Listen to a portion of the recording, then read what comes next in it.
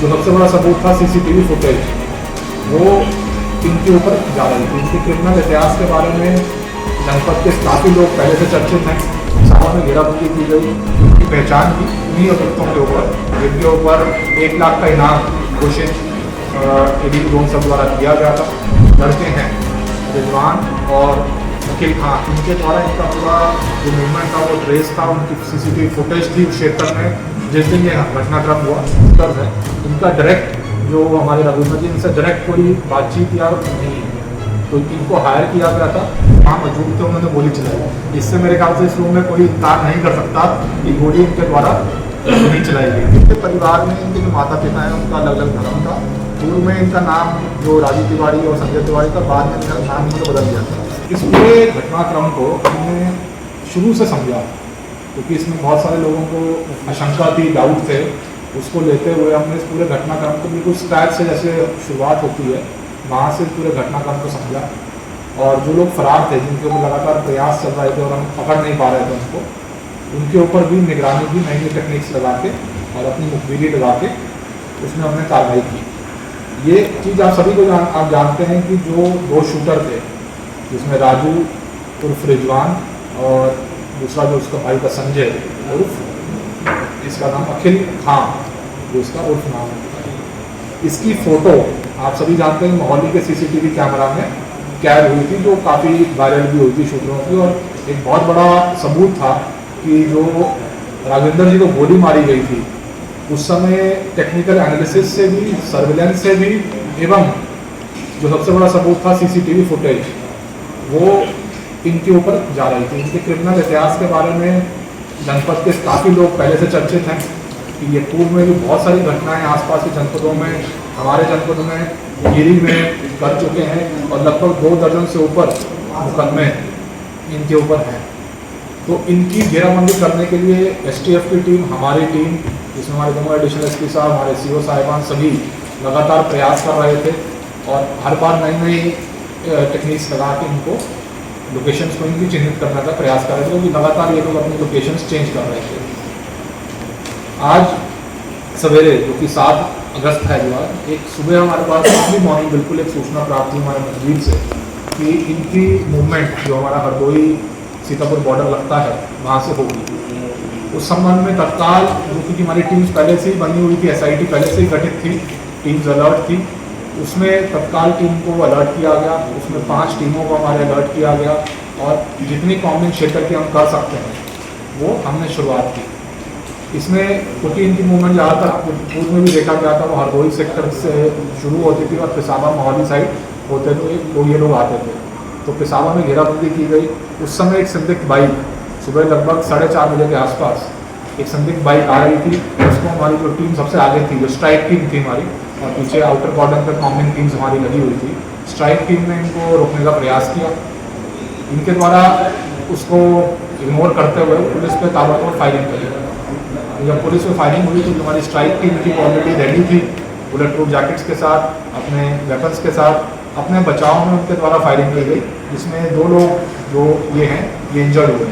फिर इनकी जब पहचान की गई, कि हमारे मुखबिरी थी, तो इनकी पहचान की उन्हीं अभियुक्तों के ऊपर, जिनके ऊपर 1 लाख का इनाम घोषित एडीजी जोन सब द्वारा किया गया था और हमारे इस मुकदमे में वांछित भी थे।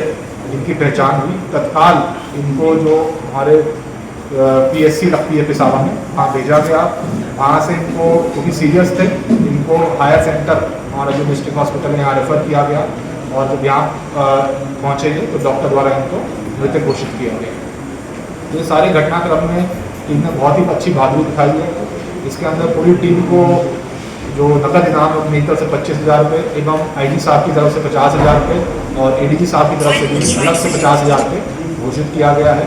और भी रिवॉर्ड्स के लिए पूरा जो हमारी डॉक्यूमेंटेशन होती है उसको कंप्लीट करके उसको भेजा जाएगा और डीजीपी सर से भी आग्रह किया जाएगा कि पूरी टीम का जो बहुत सराहनीय कार्य रहा है, क्योंकि पूरे मीडिया जगत के अंदर ये आप सभी जानते हैं कि हत्याकांड काफ़ी चर्चित था। बहुत लोगों के अंदर भय भी, फ्री जो हमारे फ्री जर्नलिज्म की बात होती है उसको लेकर बहुत सवाल उठे थे। और इससे बड़ा अच्छा एक मैसेज कि किसी भी जो पत्रकार हो, चाहे वो प्रिंट मीडिया का हो चाहे इलेक्ट्रॉनिक मीडिया हो, अपनी बात रखने से उसको कोई नहीं रोक सकता, उसको कोई नहीं डरा सकता। इसके लिए मैं पूरी टीम को बहुत बहुत बधाई देता हूँ। स्पेशली मैं STF के PCO साहब बैठे हैं, उनकी पूरी टीम है। इनका लगातार जिस दिन से घटनाक्रम हुआ था तब से STF के साथ हमारा संपर्क चल रहा था। STF के पूरे सहयोग से पूरी उनकी जो टेक्निकल एक्सपर्टीज़ है उसको यूज़ करते हुए, इनकी पूरी टीम को यूज़ करते हुए जॉइंट ऑपरेशन किया गया है। और इस पूरे हत्याकांड में जो मेजर शूटर थे उनको अरेस्ट किया गया है। इसमें अब जो बिंदु आता है कि इसकी इन्वॉल्वमेंट इसमें और किस लोगों की, मैं इसमें आपको बहुत स्पष्ट करना चाहूँगा कि इसमें अभी विवेचना जारी है। इसमें अभी बहुत अहम बिंदु हमें प्राप्त हुए हैं, कुछ दस्तावेज प्राप्त हुए हैं, और जो हमारा पिछले 2-3 महीने का लगातार काम चल रहा था वो हमने पूरा डॉक्यूमेंट किया है, जिसमें हमने नई नई टेक्निक्स लगाई थी। ये लोग जो शूटर्स हैं ये किससे पूर्व में मिलते थे और इनसे कहाँ इनका उठना बैठना था, वो पूरी चीज़ें हमारी डॉक्यूमेंटेड है। और कई बार हमारे टीम दबिश देने भी गई है, वहाँ भी जो इनके सहयोगी उनसे पूछताछ हमने करी है, तो बहुत सारी चीज़ें इसमें सामने आई थी। अब हमारे पास बहुत सारे इम्पोर्टेंट फैक्ट्स और साक्ष्य सामने हैं, जिसमें हमने कुछ अभियुक्तों को चिन्हित भी कर लिया है। पर क्योंकि आज ही ये हमारा घटनाक्रम हुआ, कुछ पूछताछ अभी पेंडिंग है, वो सारी चीज़ें आपसे जल्द साझा की जाएगी और उन लोगों को भी अरेस्ट करके जेल भेजा जाएगा। कोई भी घटना में सबसे इम्पोर्टेंट जो होता है वो जिसने घटना की होती है उसकी अकाउंटेबिलिटी फिक्स करना सबसे इम्पोर्टेंट होता है। उसके बाद ही आप 120B के अंदर जो भी अपराधी हैं उनको भेज सकते हैं। ये हम जैसे मैंने बताया आपको कि जो सबसे बड़ा साक्ष्य हमारे पास था कि ये जो 2 लड़के हैं रिजवान और अखिल खान, इनके द्वारा इनका पूरा जो मूवमेंट था वो ट्रेस था, उनकी CCTV फुटेज थी उस क्षेत्र में जिस दिन ये घटनाक्रम हुआ, उनकी अकाउंटेबिलिटी फिक्स की गई है। जो पूर्व में लोग इसमें जेल गए हैं उनकी चेन ऑफ लिंक्स इनसे जो बन रहे हैं, और इसके अतिरिक्त भी कुछ चेन हमारे पास हैं जो सामने आई हैं सबूतों के तौर पर। उसमें मैंने बताया कि 2-3 महीने से लगातार STF भी हमने बहुत टेक्निकल एविडेंस गैदर किया है। बहुत सारे जो इलेक्ट्रॉनिक माध्यम होते हैं उसके द्वारा भी हमने उसको गैदर किया। कुछ हमारे पास कुछ दस्तावेज भी बरामद हुए हैं, कुछ इनकी जो हमारे मुखबिर थे उनके द्वारा भी कुछ चीज़ें हमारे सामने रखी गई हैं, क्योंकि वो चीज़ें हम तब साझा करेंगे जब हम उसको डॉक्यूमेंटेशन में, जैसे मैंने कहा, मेन हमने लोगों को अकाउंट फॉर कर दिया है जिन्होंने गोली चलाई। अब जो इसके अंदर 120B के अपराधी उनको जल्द आपके सामने पेश किया जाएगा। एक बार हम पूरे साक्ष्यों को गैदर कर लें, जो लीगल कार्रवाई है उसको कंप्लीट कर लें, और आपको पूरे घटनाक्रम से A से लेकर Z तक पूरा समझाया जाएगा कि इसमें हुआ क्या, और अगर इसमें कोई निर्दोष भी है उसके खिलाफ अगर गलत कार्रवाई हुई है तो उस चीज़ को भी काउंट फॉर किया जाएगा। एक चीज़ किलिंग है ये, बिल्कुल ये इसमें दी थी। देखिए, जो चीज़ शुरू से सामने आई थी कि जो 2 शूटर्स हैं इनका डायरेक्ट, जो हमारे रविंद्र जी, इनसे डायरेक्ट कोई बातचीत या नहीं है, तो इनको हायर किया गया था। क्योंकि मैंने बताया कि अभी कुछ हमारे साक्ष्य पेंडिंग है, कुछ हमने डॉक्यूमेंट कर लिए हैं, तो जैसे ही वो कंप्लीट होंगे तो वो सारी चीज़ें आपसे साझा की जाएगी, किसके द्वारा सुपारी दी गई, और जो पूर्व में अभियुक्त गए हैं इसमें जेल, उनका इसमें इस पूरे मुकदमे में क्या रोल था वो भी आपसे। मैं इसमें बहुत स्पष्ट आपको कर दूँ, क्योंकि ये 302 का मुकदमा है, मर्डर का मुकदमा है, ठीक है। इसके अंदर जैसे मैंने बताया, इस कोई भी घटनाक्रम के अंदर शूटर सबसे इम्पोर्टेंट होता है जिसने घटना की होती है। जब तक उसकी हम अकाउंटेबिलिटी नहीं कर लेते हैं, उसकी पूरी जो उसके कागजात उससे बरामद होते हैं, या उसके पूर्व के जितने मुखबिर हैं उसके जो जितने ठिकाने हैं उसका पूरा काउंट फॉर नहीं कर लेते हैं, तब तक हम जो मेन कल्प्रेट 120B वाले हैं उनको वो नहीं कर सकते। वो कुछ लिंक्स हमारे सेटअप हो गए हैं, जो पूर्व में अभियुक्त हैं उनके साथ भी कुछ सेटअप हुए हैं, और कुछ नए साक्षी हमारे सामने हैं, तो उसको पूरा दोबारा से एक बार करते हुए पूरी जॉइंट टीम द्वारा इसको दोबारा से किया जाएगा, और जो भी इसमें अभियुक्तों को जेल भेजा जाएगा किसी भी कार्रवाई से। मैंने आपको बताया कि परिवार को अगर जो शुरुआत कहाँ से होती है, शुरुआत होती है शूटर से। उसका एक बहुत बड़ा हमारे पास साक्ष्य है कि वो वहाँ मौजूद थे, उन्होंने गोली चलाई। इससे मेरे ख्याल से इस रूम में कोई इनकार नहीं कर सकता कि गोली इनके द्वारा नहीं चलाई गई थी। सब हम जानते हैं गोली, जो भी गोलियाँ राजेंद्र जी को लगी वो इनके द्वारा ही चलाई गई थी। अब उस कड़ी में हम पॉजिटिव की तरफ मूव कर रहे हैं। जो मेन हमारे शूटर से वो अकाउंट फॉर हो गए हैं, और जो इसमें अन्य अभियुक्त हैं उनको भी पूरे परिवार के साथ बैठ के भी जो इनका पूरा घटनाक्रम है, जो हमने साक्ष्य गैदर करे इतने पिछले 2-2.5 महीने के अंदर, वो सारे साझा करेंगे। जो हमारी बरामदगी हुई है, आज जो सुबह ये हमारी मुठभेड़ हुई है पुलिस की, उसमें भी जो सारे साक्ष्य में मिले हैं वो भी उनका साझा करेंगे, और उनको पूरा संतुष्ट करते हुए पूरी विवेचना को आगे लेके जाएंगे। हाँ, फोरेंसिक में जाएंगे। वेपन्स, वहाँ पर मल्टीपल वेपन्स, वो मैं एक बार पढ़ भी देता हूँ आपको। इसमें हमारे पास एक पिस्टल 32 बोर की बरामद हुई है, एक स्टन कार्बाइन 9 mm की बरामद हुई है, 2 तमंचे 315 बोर के बरामद हुए हैं, और जिंदा कारतूस और कुछ चले हुए कारतूस भी हमारे यहाँ पे बरामद हुए हैं। इसके अलावा एक बैग बरामद हुआ है, कुछ दस्तावेज बरामद हुए हैं, एक मोबाइल कीपैड जो बरामद हुआ है, इनकी जो मोटरसाइकिल है वो बरामद हुई है, आधार कार्ड की छाया प्रति बरामद हुई है, पॉकेट डायरी, ये सब चीज़ें बरामद हुई हैं। तो इन सभी साक्ष्यों को लेते हुए एवं जो टीम के द्वारा पूर्व में दबिश दी गई है सारी, उसमें जो सारे कागजात हमारे अलग अलग ठिकानों से बरामद हुए, जो हमारा टेक्निकल सर्विलेंस का पूरा एविडेंस है, उसको सारे को जोड़ते हुए पूरा चेन ऑफ लिंक को सेट करते हुए आपसे साझा किया जाएगा। मोटिव ऑफ क्राइम क्या था, क्यों हत्या करवाई? देखिए वो सारा मैंने जैसे बताया, नहीं तो इन लोगों ने बताया होगा ना कि मान लीजिए इनसे पूछताछ हमारी नहीं हुई है, जो शूटर की मुठभेड़ वाला मामला था, इनसे पूछताछ पुलिस की नहीं हुई है। इनका जो हमारे पास एविडेंस है वो सारा डॉक्यूमेंट एविडेंस है या टेक्निकल एविडेंस है, उसी को जोड़ते हुए हम इसमें कार्य करें। ये कार्रवाई कहाँ से आई इनके पास? देखिए ये बरामद हुई है, इसकी पूरी चेकिंग होगी। क्या मतलब फोरेंसिक्स इसकी पूरी रिपोर्ट आई, जैसे आपने बताया कि जो राघवेंद्र जी को गोली लगी है, क्या वो वेपन इसमें बरामद हुआ है? उस समय भी तमंचे से ही गोली लगी थी, हमारी रिपोर्ट आई थी। उसी संबंध में कुछ तमंचे आज भी बरामद हुए हैं, तो इसको फोरेंसिक में भेजा जाएगा और उसके अनुसार ही रिपोर्ट में इसको लगाया। अच्छा सर, इसको लेकर के राघवेंद्र को लेकर के कितनी गोलियां चली थी, इसको लेकर बड़ी संशय है, उनको लगी कितनी, ये तो आ गया पीएम रिपोर्टिंग है।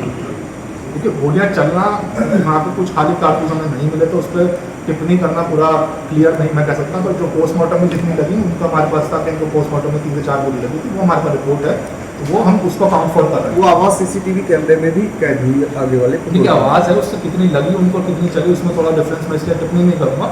जो पोस्टमार्टम उनकी बॉडी के अंदर से मिली थी, उसके ऊपर हम पूरा 100% बता सकते हैं, पर एग्जैक्टली कितनी गोलियां चली उस पर टिप्पणी करना। तो परिवार के साथ बैठेंगे आज, पत्नी ने सवाल उठाए तो सीबीआई जांच की मांग के लिए बात कह रही है। मैंने पूरा जैसे आपको बताया कि पूरे घटनाक्रम में A to Z उसको साझा किया जाएगा। पूर्व में भी मेरे द्वारा आप सभी जानते हैं कि परिवार से मुलाकात की गई थी जब मैंने ज्वाइन किया था यहाँ पे, तो द्वारा उनके साथ कल या परसों बैठ के इस पूरे घटनाक्रम के बारे में जो आज हुआ है उनसे साझा किया जाएगा। उनके जो भी डाउट्स हैं, जो भी उनको आशंका है, उनसे पूरा कर दो। और भी किसी लोग पे अगर उनको शक है कि नहीं हमें इनके ऊपर भी शक है, उसके ऊपर भी विवेचना को जोड़ा जाए। लेकिन पत्नी ने जो वीडियो जारी किया उसको बोली है कि पुलिस ने उन्हें कॉन्फिडेंस में नहीं दिया, को जानकारी। देखिए ये एक इंस्टेंट वाला आज मुठभेड़ हुई है, ये पुलिस को भी आज एक्सपेक्टेड नहीं था सुबह सुबह अर्ली मॉर्निंग की आज मुठभेड़ होगी। ये कोई प्लान इवेंट नहीं था, तो ये मुठभेड़ वाला इवेंट था। इसमें हमारी स्ट्राइक टीम इमीडिएटली मूव करी। इस समय किसी को संपर्क करना है, किसी से बात करना पॉसिबल नहीं होता है। जो पूरा घटनाक्रम सवेरे हुआ, ये एक वकील के इनपुट के ऊपर हुआ और बहुत बड़े इनपुट्स आए थे जब हम इनको ट्रेस करने की कोशिश कर रहे थे 2.5-3 महीने से, पर कई बार हम फेल हो जा रहे थे। पर आज जो हमारी वकील की सूचना थी वो काफ़ी सटीक थी और उसमें तत्काल वहाँ पहुँचे और इनके द्वारा पुलिस के ऊपर फायरिंग की, अपने बचाव में हमने फायरिंग की। तो अब जो कार्यक्रम इसमें पूरी घटनाक्रम हुआ है वो परिवार से साझा किया जाएगा और भी उनके जो सारे डाउट्स हैं वो क्लियर किया जाएगा। अच्छा सर एक सवाल ये उठ रहा है, राजू तिवारी उर्फ रिजवान, संजय तिवारी उर्फ अकील, ये क्या है? देखिए इनके परिवार में इनके जो माता पिता हैं उनका अलग अलग धर्म था। पूर्व में इनका नाम जो राजू तिवारी और संजय तिवारी था, बाद में नाम इन्होंने बदल दिया था। ऐसे कुछ मुकदमे भी हैं जहाँ पे इनको रिजवान के नाम से चिन्हित किया हुआ है और एवं इनको अकील खां से चिन्हित किया हुआ है, जो खीरी में लिखे हुए हैं। तो वो सभी 2 आइडेंटिटी के द्वारा इस्तेमाल की जा रही थी। तो क्या ये अपराध करने के लिए मुस्लिम नाम का इस्तेमाल कर रहे थे? देखिए इस पर ऐसे डायरेक्टली टिप्पणी करना मुश्किल है, पर 2 आइडेंटिटी इन्होंने रखी थी ताकि इनको कोई ट्रेस ना कर सके। ये बेसिकली 2 आइडेंटिटी रखने का पर्पस ये था कि ये अपनी ट्रेसिबिलिटी को थोड़ा पुलिस की निगाहों से कम कर सकें। सर इनके आधार पर कौन सा नाम रखा? वो अभी कुछ हमारे पास बरामद हुए हैं, तो उसको हम चेक करवा रहे हैं। और सारे अच्छा, ये जो तीनों लोग साजिश में जेल गए, इन्होंने जो पहले मोटिव बताया कि राघवेंद्र पे कुछ ब्लैकमेल कर रहे थे, कुछ परेशान, क्या यही मोटिव अभी मतलब आपका इनसे तो नहीं पूछताछ हो पाई, लेकिन जो और भी जो कोर्स ऑफ इन्वेस्टिगेशन साक्ष्य हमारे पास आए हैं, हम सभी को लिंक कर रहे हैं।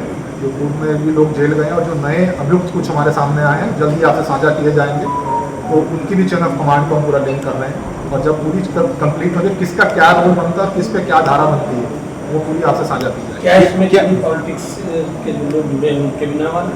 अभी इस पर टिप्पणी करना देखिए बिल्कुल वो नहीं है, सही नहीं होगा, क्योंकि विवेचना का विषय है। और जल्द मैं आपको सभी को अश्योर करता हूँ कि इसमें जल्द हम प्रेस कॉन्फ्रेंस करेंगे, डिटेल में करेंगे और आपको पूरे साक्ष्य के साथ जो अन्य अभियुक्त हैं उनको सामने पेश करेंगे। जो तीनों लोग जेल गए यही मुख्य साजिश करता है इनमें से कुछ? इस पर ऐसे टिप्पणी करना अभी यही मुख्य साजिश करता है, इस पर अभी क्लियर नहीं है। तो ये पूरे साक्ष्य मिलान कर लेंगे, क्योंकि जैसे मैंने बताया 2.5-3 महीने से हम साक्ष्य गैदर कर रहे हैं, उसका पूरा मिलान हम काफ़ी कर चुके हैं। कुछ आज भी बरामद हुए हैं, जब सारे मिलान हो जाए तो उस पर हम क्लैरिटी से आपके साथ A से लेकर Z तक का पूरा घटनाक्रम आपको साझा करेंगे। खुलासा अभी बाकी है? बिल्कुल बाकी एक वो सभी चेक हो रहा है, बरामद हुई है। एक चीज़ और पूछना है, ये अपराधी थे, इनकी तरफ से कितने फायर किए गए और उनके कितने प्लेट्स वगैरह बरामद हुए हैं, कुछ इसकी आज की घटना पूरा डिटेल हमने प्रेस नोट पे शेयर कर दिया। ठीक है, जितने जिंदा कारतूस और खाली कारतूस जितने हमारे वहाँ पे हुए, तो पूरा इसमें डिटेल में मैंने लिखा हुआ, तो आप उसको एक बार देख लीजिएगा। मतलब मोटिव और फाइनेंसर हाँ दोनों भी उस पर अभी विवेचना पेंडिंग है, तो वो जल्द आपसे साझा किया जाएगा। इतना समय लग गया, 5 महीने का समय लग गया। बिल्कुल, देखिए मैं आपको जैसे बताऊं, क्योंकि ये जो शूटर्स है, प्रोफेशनल्स है, इसमें लगातार हमारी टीम शुरू से एवं एसटीएफ की मदद से हम लोग इसमें प्रयास कर रहे थे। बहुत बार बहुत करीब आते हुए भी ये छूट जा रहे थे, क्योंकि प्रोफेशनल शूटर्स से इनके जो आप क्रिमिनल हिस्ट्री देखेंगे, पहले भी इनके द्वारा मर्डर्स किए गए हैं, लूट की गई, 307 की घटनाएं की हैं, अटेम्प्ट टू मर्डर किए गए हैं, और एक सब इंस्पेक्टर हमारे खीरी में थे, उनको चाकू भी इनके द्वारा मारा गया था। तो बहुत ही प्रोफेशनल टाइप के ये शूटर्स थे, तो प्रयास जारी था, और आज हमारी टीम सफल रही है और इनको हमने काउंट किया।